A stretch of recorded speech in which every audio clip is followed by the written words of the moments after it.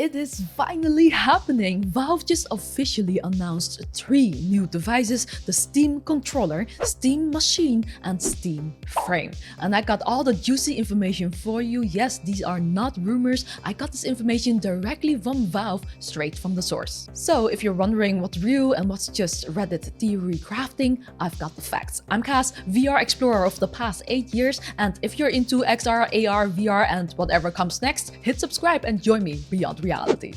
Let's start with the one that lays the foundation, the new Steam Controller. At first glance, it might look like just another controller, but this one is built to be the brainstem of the entire Steam hardware ecosystem. It's designed to work wherever Steam is, seamlessly, on PC, Mac, Linux, phones, Steam Deck, Steam Machine, and even the new Steam Frame. What makes it stand out is how it handles inputs. We're talking magnetic thumbsticks, yeah, like the ones that don't drift, and they use TMR tech, which stands for tunnel magnetoresistance. It's a technology that uses magnetic fields instead of physical contact to detect movement that makes the thumbsticks more accurate, more durable, and way less likely to suffer from drift, something that's been the Achilles heel of older analog sticks. They also have full-size controls, including traditional face buttons, quick menu, view and Steam buttons, trigger and bumpers, 2 pressure-sensitive trackpads, assignable grip buttons, capacitive grip sense, and a quick way to activate or deactivate the gyro. It's also packed with a 6-axis IMU and 4 HD haptic motors, 2 in the trackpads and 2 in the grips for deep customizable feedback. Theoretically, this means you'll get crisp and responsive feedback with every click and rumble, but definitely can't wait to test these myself. Now, there are 3 ways to connect it, but the most exciting is Valve's proprietary low-latency wireless tech via the included Steam Controller puck. It's pre-paired, plug-and-play, and Valve claims it hits latency around 8 milliseconds end-to-end. That's faster and more stable than Bluetooth. You've also got Bluetooth and USB that to play if you want to go classic. And each puck supports up to 4 controllers, and this sounds especially amazing for multiplayer gaming and using it both with the Steam Machine and Frame, but more about that in a bit. Battery life is over 35 hours, rechargeable via the puck or USB. That's a solid stretch for long gaming marathons.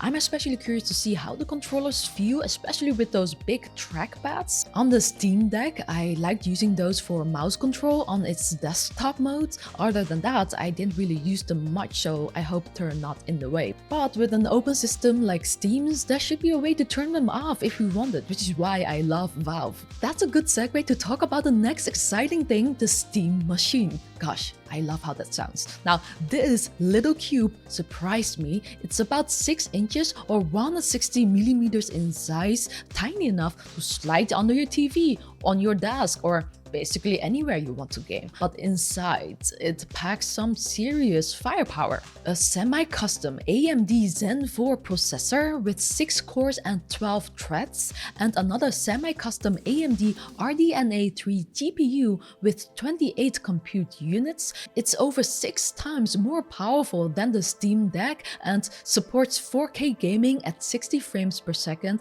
with FSR and ray tracing. Storage comes in 2 options, 512 gigs and 2 terabyte SSDs, both with microSD expansion. For RAM, you get 16 gigs of DDR5 and 8 gigs GDDR6 for the GPU. DisplayPort 1.4 supports up to 4K at 240 Hz or 8K at 60 Hz, with HDR FreeSync and daisy chaining support. HDMI 2.0 goes up to 4K at 120 Hz and supports HDR, FreeSync, and CEC. That's serious bandwidth for any setup, really. The Steam Machine runs Steam OS, same as the Steam Deck, which means Linux-based, and that means a familiar gaming-first user experience, but also an open platform for modding and tinkering, meaning you can access root, mod, configure, install your own apps, and even your own operating system if you want it. I love this. I was only able to make the Steam Deck run VR a couple of years ago just because it's so open, so it's exciting that the Steam Machine follows that same philosophy. In many ways, the machine feels like Valve's own gaming console, but unlike a traditional lockdown system, it's open, so it means it can do so much more. I think it's exciting that the Steam Frame follows that mindset too, but more about that in a bit. You get Ethernet at 1 gigabit per second, USB-C at 10 gigabit per second, that's 3.2 Gen 2, and 4 USB-A ports, 2 USB 3.0s on the front and 2 USB 2.0s in the back. Wireless is covered with 2x2 Wi-Fi 6E and a dedicated Bluetooth antenna. And here's something cool, there's an integrated 2.4 GHz Steam controller radio built right in, which brings us right back to that controller. It's not just a nice to have, it's part of the system. The Steam machine is designed to pair beautifully with it, so Valve will even ship it in a bundle with the Steam controller. Of course, if you've got your own favorite gear, the Steam machine is available standalone too.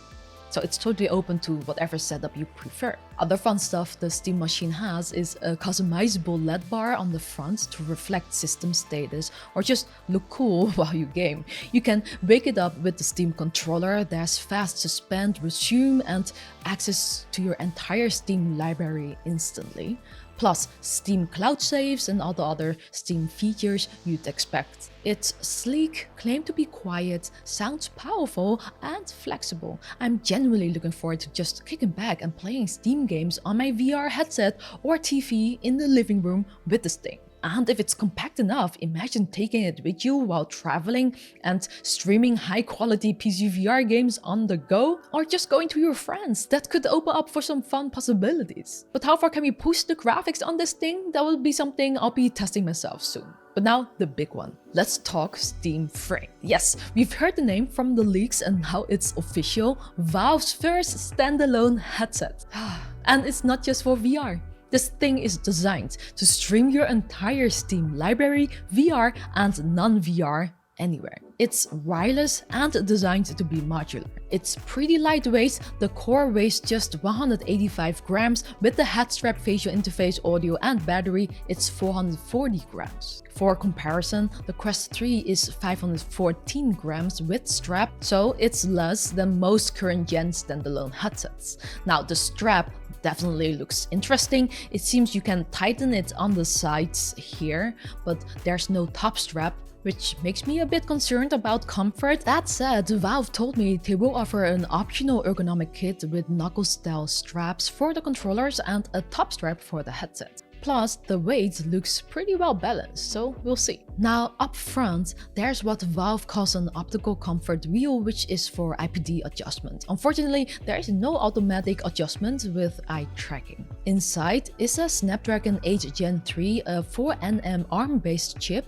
paired with 16 gigs of unified LPDDR5X RAM. Storage comes in 256 gigs or 1 terabyte, and yes, there's microSD expansion here too, and I really appreciate that because most standalone headsets skip it. For context, the Quest 3 runs on a Snapdragon XR2 Gen 2 with 8 gigs of RAM, which is optimized specifically for XR and does its job. In contrast, this headset uses a full-blown mobile flagship chip, bringing high-end smartphone or even mini PC performance into VR. That could mean a big leap in what's possible, but I will need to test it properly to know for sure. Like I said, it's running Steam OS, just like the Steam Deck and Steam Machine. So we're again in full open system territory. You can develop for it, mod it, and break it in all sorts of creative ways, which is exactly what excites me. Okay, maybe not the breaking part, but Valve said it's the same great experience as the Steam Deck, meaning you can use it as a desktop. So this whole headset is basically also a PC. It also supports sleep, wake, cloud saves, and Proton, which is important as that's what basically lets you play many Windows-only games on Linux-based systems like SteamOS. And because it's so open, the possibilities are kind of endless. Imagine if the community figures out a way to run Quest games on it. I mean, the Play for Dream community already pulled that off.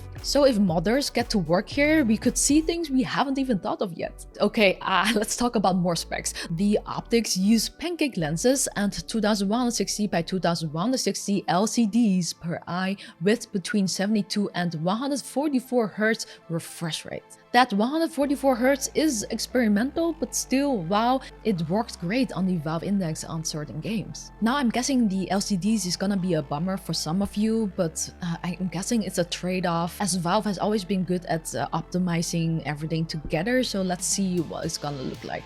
The field of view is up to 110 degrees horizontally, which is pretty standard, but FOV is subjective, so let's measure it later. For tracking, there are dual interior cameras for eye tracking, plus 4 exterior monochrome cameras for headset and controller tracking. For playing in darker rooms, there's an outward-facing IR illuminator. Eye tracking also enables foveated streaming, meaning it sends the highest resolution only to where you're actually looking in the stream. It's great that it works for the stream as well, because that's a big deal for performance and bandwidth. There's an included wireless adapter which uses Wi-Fi 6E for a fast, low latency connection between the headset and your PC without any, interference. But the headset itself supports Wi-Fi 7 with 2x2 antenna setup and dual 5 GHz or 6 GHz streaming, meaning it can handle VR gameplay and wireless network traffic simultaneously. It seems pretty clear that the main focus here is delivering a great experience for flat gaming and PC VR streaming. And if you pair it with the Steam Machine, which will then handle most of the heavy lifting, we might be looking at one of the best looking wireless VR visuals out there. That's exciting! It's also fully standalone, which is what makes it so cool. You can use it untethered wherever or hook it up to your gaming rig or the Steam Machine. Now, I'm not sure if there will be any standalone VR games available, but I bet they will, and I hope it's an easy port from Quest. It's got dual speaker drivers per ear built into the head strap and a dual mic array. I see volume buttons to the side here, but I don't see those off-ear index style speakers that everyone loved though. So I am a bit cautious about the sound quality. Hopefully the mic matches what we had on the Index, but we'll see once I try it.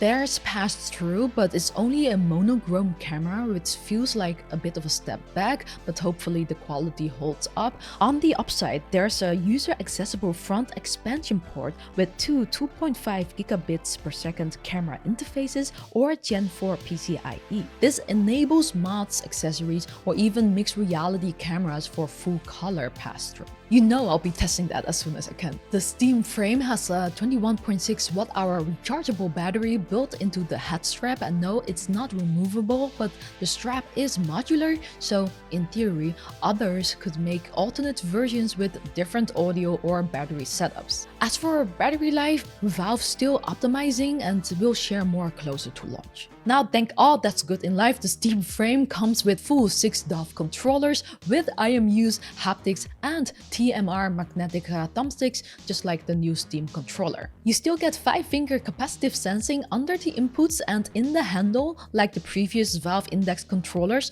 which is such a nice to have. They run on AA batteries, last around 40 hours, and it seems like a new trend to not have straps, which is optional in this case. I was a bit sad we're moving away from the Index knuckles, but I think it's good enough that we can add the knuckles style straps ourselves. Unfortunately, there is no hand tracking on the headset, but here as well, perhaps we can add that ourselves. Now, let's talk about pricing and availability. Unfortunately, we do not know the price yet, but Valve plans to launch all 3 products in early 2026. They will be available in all the same regions the Steam Deck currently ships to, so the US, Canada, UK, EU, Australia, and as well as regions covered by Komodo, Japan, South Korea, Hong Kong, and Taiwan. Final pricing and exact launch dates will be revealed after the start of the new year. Now, I do feel like the price could be steep, like at least $1,000 for just a headset, but considering everything you're getting, especially the open, moddable nature, this might be one of the first headsets that actually justifies it. If Valve gets this right, it's not just a headset, it's a platform. And honestly, this feels like the natural next step from the Steam Deck. I think that device tested the waters for standalone PC-style gaming, and clearly people do want it, so Valve expanded on that vision with not just a headset, but a full ecosystem that works together: the Steam controller, Steam Machine, and Steam frame. It all sounds cohesive and powerful. The most exciting part is, of course, their open approach. If you didn't realize yet that I'm excited about that, Valve isn't known to be locking anyone into a walled garden. Instead, they're giving us tools we can combine, mod, or use however we want. That's the kind of flexibility that invites creativity. It's a rare approach in this industry, unfortunately, but it is one that could really lead to some really exciting innovations, especially from the community. Now, just a quick disclaimer, Valve noted that some specs may still change ahead of launch, so keep that in mind. And yes, I will be reviewing these devices ahead of launch, so make sure to subscribe if you don't want to miss any of that coverage. Also, I've got an opportunity to interview the Valve team about the Steam Frame, so if you're interested, drop your questions down below if I didn't answer them already, and I'll take the best ones with me. And tell me as well, are you getting this? Why yes and why no?